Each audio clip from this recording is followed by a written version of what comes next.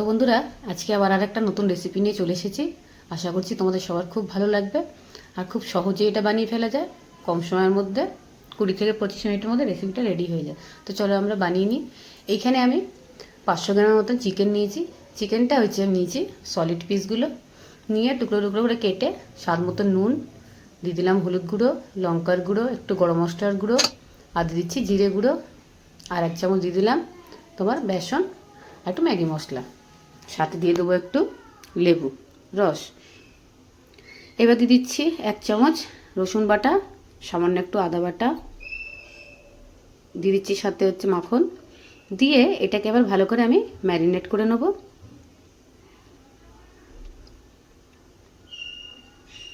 এত দারুণ খেতে হয়েছিল রেসিপিটা বন্ধুরা, তোমরা না খেলে বুঝতেই পারবে না।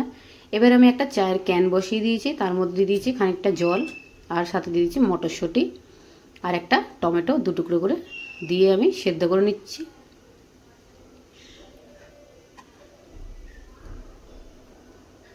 মটরশুঁটি যদি তোমাদের না থাকে তো না দিলেও পারো, টমেটোটা অবশ্যই দিও। আমার কাছে ছিল স্টোর করা, তাই আমি দিয়েছি একটু।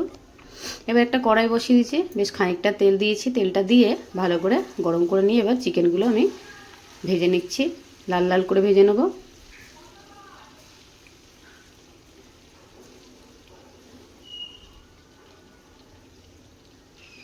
দেখো উল্টিয়ে দিচ্ছি, এক সাইডে হয়ে গেছে, এবার আমি উল্টিয়ে দিচ্ছি ভালো করে। দেখো আমাদের চিকেনটা লাল লাল হয়ে গেছে, এবার আমি নামিয়ে ফেলবো।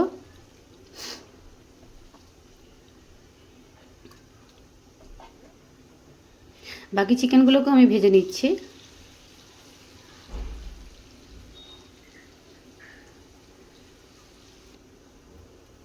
দেখো বাকি চিকেনগুলো ভাজা হয়ে গেছে, এবার আমি ওই কড়াইয়ের মধ্যেই দিয়ে দেবো তোমার পেঁয়াজ কুচি, 2টো পেঁয়াজ কুচি আমি দিয়ে দেবো।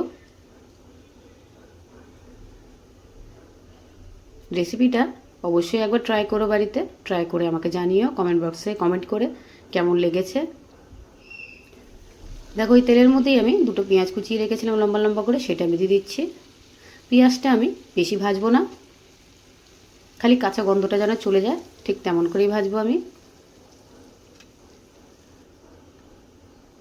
দেখো চিকেনগুলো আমার কত সুন্দর ভাজা হয়েছে লাল লাল করে, তোমরা ঠিক এইভাবেই ভেজে নেবে। তো দেখো আমার পেঁয়াজ হয়ে গেছে, পেঁয়াজটা আমি তুলে নিচ্ছি।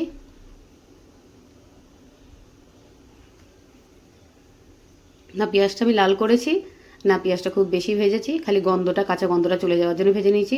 এবার ওই প্লেটের মধ্যেই আমি দিয়ে দিচ্ছি একটু ধনেপাতা কুচি, দিয়ে দিচ্ছি চিকেনগুলো। এবার আমি দিয়ে দেবো টমেটো যে সেদ্ধ করে রেখেছিলাম সেটাকে ছাড়িয়ে আমি দিয়ে দিয়েছি। এবার যে মটরশুঁটিগুলো সেদ্ধ করে রেখেছিলাম সেটাও দিয়ে দিয়েছি। এবার আমি এটার মধ্যে দিয়ে দিচ্ছি একটু লেবুর রস, স্বাদ মতো নুন,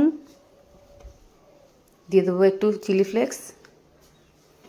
আরেকদিকে আমি একটা হাতা বসিয়েছি গ্যাসের মধ্যে, বসিয়ে তার মধ্যে খানিকটা মাখন দিয়েছি। মাখনের মধ্যে মাখনটা যেই গলে যাবে দিয়ে দিচ্ছি শুকনো লঙ্কার গুঁড়ো, ঝাল লঙ্কার গুঁড়োটা দিয়েছি আমি। এটা দিয়ে আমি ওই চিকেনটাকে ফোড়ন দেব। তো দেখো দিয়ে দিলাম, দিয়ে এবার এটাকে আমি ভালো করে টমেটোটাকে চেটকিয়ে নেবো, চেটকিয়ে ভালো করে মাখিয়ে নেবো।